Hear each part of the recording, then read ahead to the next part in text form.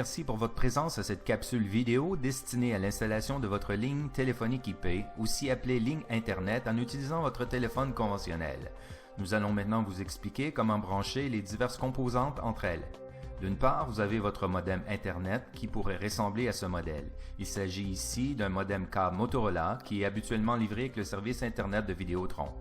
Invariablement, chaque modem possède un connecteur Internet, aussi appelé port RJ45. En second lieu, vous avez reçu une petite boîte portant la marque Cisco. Ouvrez-la et déballez la petite boîte noire à l'intérieur qu'on appelle un ATA ou, si vous préférez, un adaptateur téléphonique analogue. Cet appareil vous permet d'utiliser un téléphone conventionnel sur une ligne téléphonique Internet. Il faut ensuite assembler l'adaptateur qui procurera l'alimentation électrique à votre ATA.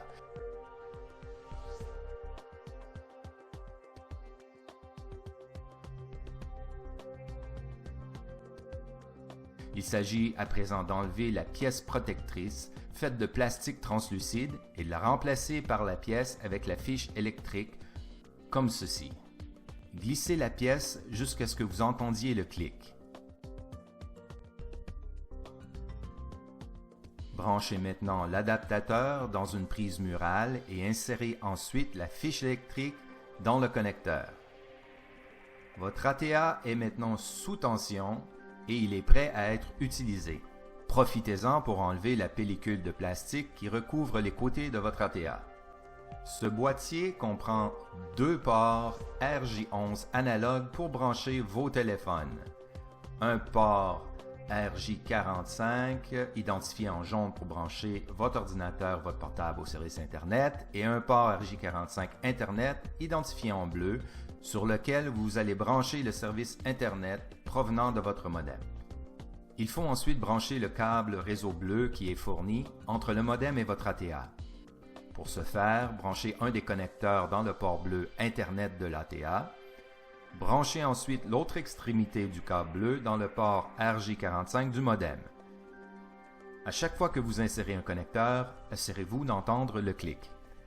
Par la suite, vous pouvez brancher votre téléphone qui peut être un téléphone régulier ou un téléphone sans fil. Branchez votre téléphone dans l'un des deux ports gris RJ11, Phone 1 ou Phone 2 sur votre ATA. Dans le cas où vous auriez un deuxième téléphone, vous le brancheriez dans le deuxième port RJ11 gris.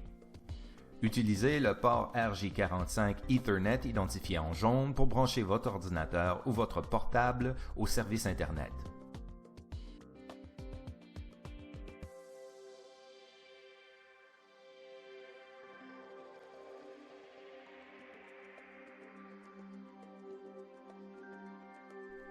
Dans la plupart des cas, vous n'aurez qu'un seul téléphone. Nous allons donc débrancher l'un de ces deux téléphones. Une fois que tous vos branchements auront été effectués, vous n'avez qu'à attendre quelques minutes pour que votre appareil termine son cycle de démarrage et que votre téléphone soit prêt pour l'utilisation. Utilisez votre téléphone comme à l'habitude pour faire ou recevoir vos appels.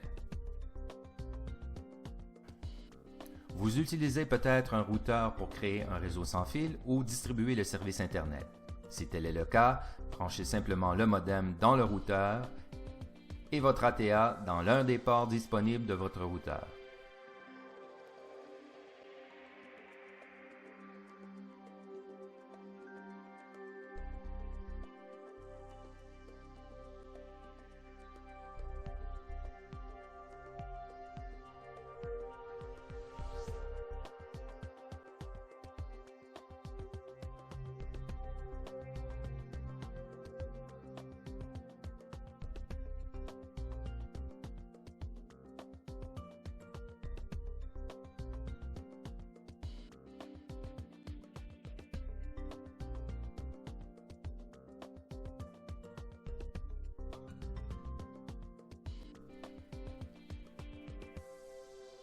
Nous espérons que cette capsule vous aura été utile. Merci d'avoir choisi Charitel.